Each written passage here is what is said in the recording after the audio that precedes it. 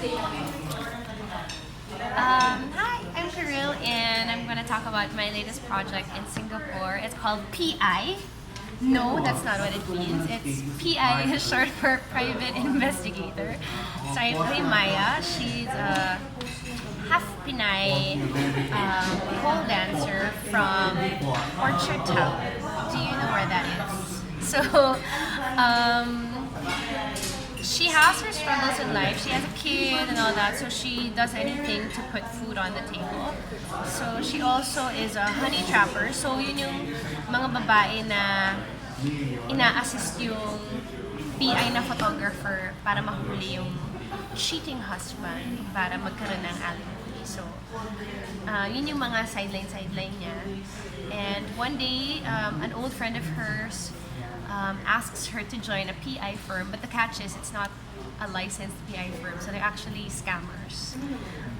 That's where the fun begins and all the adventures. And the cast is quite exciting. We have Karylle.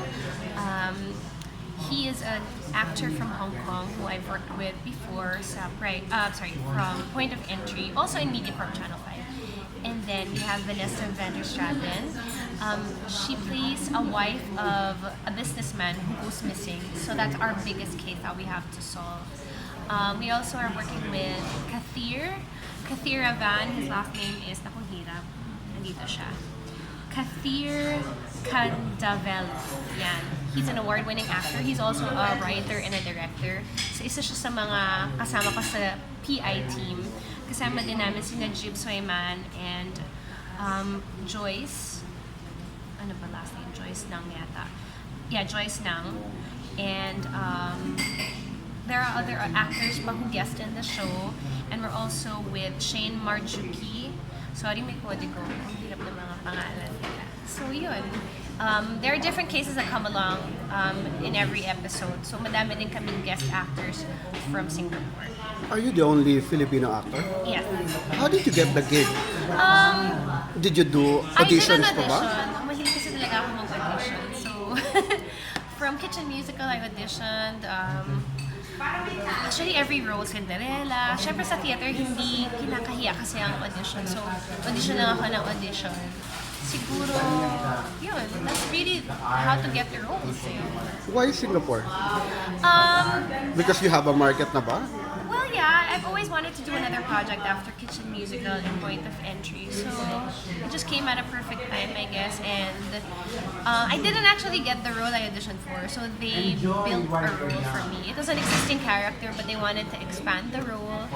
So binigyan na sariling drama dahil nga madrama tayong mga Pinoy. So yung character ko yung pinakamadrama sa buong show.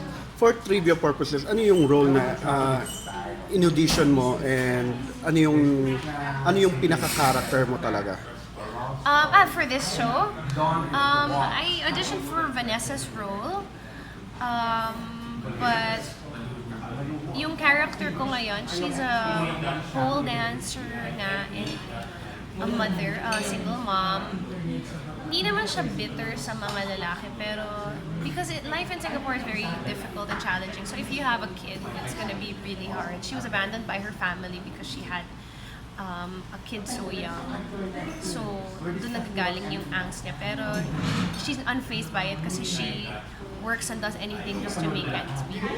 You've tried both acting in local and Singapore. Ano yung difference niya?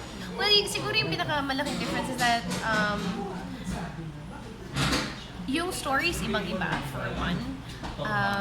But, well, another thing is language. Siyempre doon, it's English. Although ang cute kasi this time, hindi kasi sila, kunwari, hindi sila mahilig mag-Singlish. But they do try to put in some words, pero usually pagkain, kasi nga dinidiscourage nila yung, parang dito, di ba, very Taglish tayo. Doon ayaw nila masyado, kailangan straight. Kung Chinese ka, Chinese lang, English lang. What kind of audience ang Singaporean? I think iba-iba kasi yung channels nila. So they have a Chinese-speaking channel, they have a Tamil channel, and this one is part of Channel 5, which is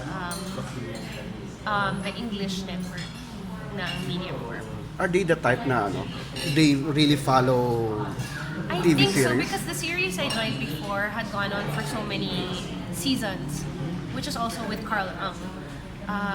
Hopefully this does well then and it goes on for different seasons. I think they're experimenting this time as to the time slot kasi Monday to Thursday siya. Di ba? May putol eh. Monday to Thursday at 10 p.m.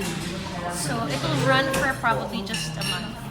So, have you finished all the episodes? Yes. And how are you going to promote it? Are you going back and forth? Hindi naman.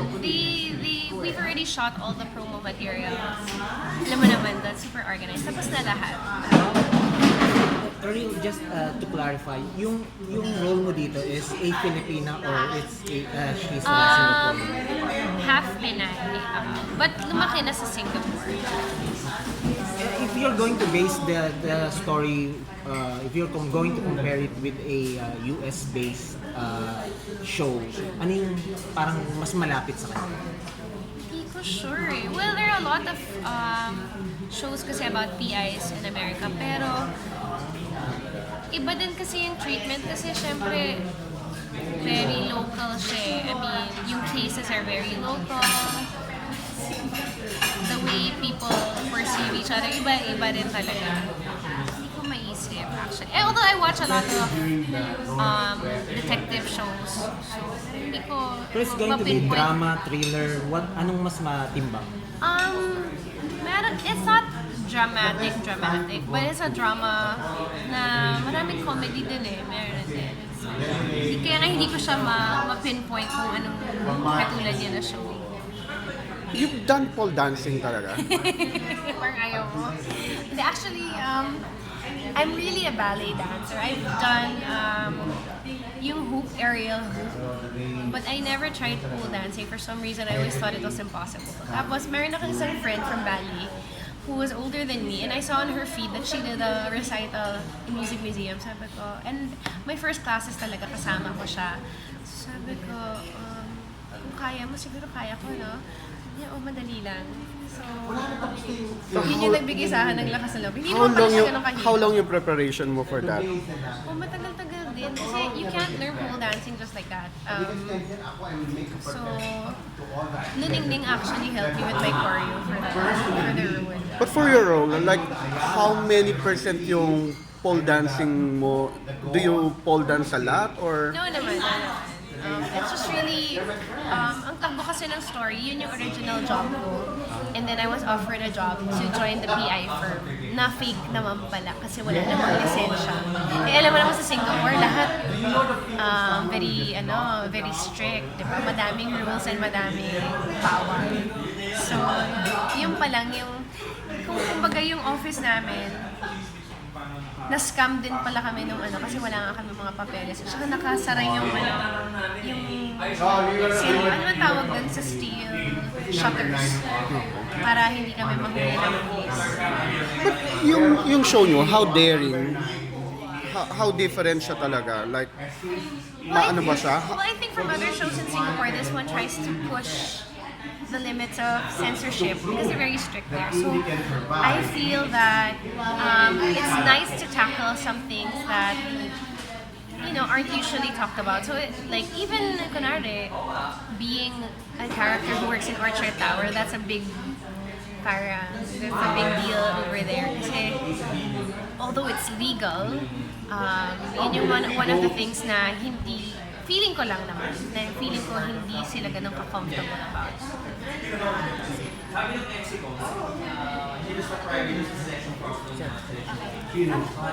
It's not really the show anymore, but how would you sum up your 2016?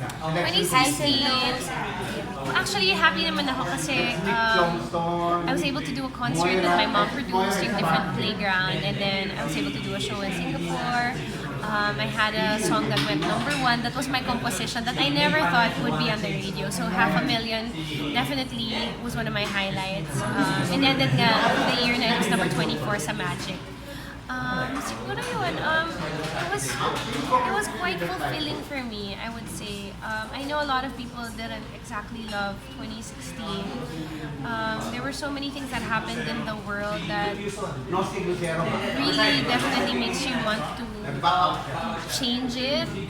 So in my own little way, I still continued with my projects. Kasi feeling ko, yun lang naman yung may tutulong ko. So I had my family project, which was the fun run in Laguna. We were able to raise mga 300,000 to buy school supplies. So we'll be distributing that this January or hopefully before Feb sa mga public schools. So yung works with family, it really makes a difference. We were able to do something again for Child House na involves a lot of people who help. So kahit pa paano, doon na lang ako humuhugot ng trust in the human race na kahit pa paano may mababait na tao. And yung ginagawa ko sa charity work, it's not me. It's usually a lot of people working and a lot of people volunteering, a lot of people giving gifts. Like the gifts in Child House, for example, don't come from me, they're donations. So I'm just like making sure na may outlet for helping. I super believe in the human race.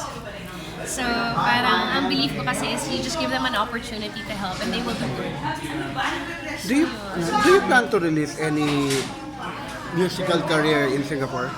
Actually, that's how it started. I was asking for help to put my songs on the radio. I was also able to do a radio tour sa Malaysia, so I have some songs that are playing over there. Hopefully by this year, sana if the show really does well, then I can push my music more in Singapore. Will it be English or their own? Singlish. Hindi ko alam. I think because I've met a lot of people, I would really like to collaborate with them as well. There are a lot of very talented musicians, even from our cast alone. So, What kind of music yung ano sa kanila? Benta sa kanila? iba-iba din eh. Pero ang maganda naman doon, kilala nila yung mga Pilipino as musicians talaga. And like we went to Clark Key, we saw Filipino friends, the musicians were playing. So madami naman talaga. I think it's just taking it to the next level to make more originals and more collabs. I think there will be more of that kasi yung mga nakausap ko din doon. I watched an award ceremony there na music. Galing, ang dami namang taong nanonood din. And yun nga, napag-usapan namin, maybe next year we will collaborate. So, we will work on that. How about your music career sa Pilipinas? Tuloy pa rin. We're talking about, actually we're still planning for Valentine's and we were very happy with the success of a different playground, yung concerts.